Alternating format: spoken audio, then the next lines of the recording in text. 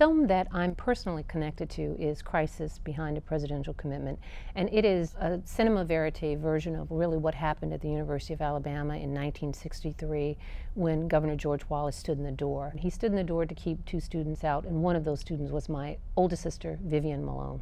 As a child, I heard the stories about, Governor Wallace. I knew it, and they were sort of told to me secondhand because I was 4 years old at the time of the confrontation. But I didn't really understand it, and it probably wasn't until, 15 years ago that I actually sort of took in the context of what was happening, not just that day on June 11th, 1963, but what was happening in Alabama, the violence, the unrest that really, and the eyes of the nation were really trained on Alabama during that time.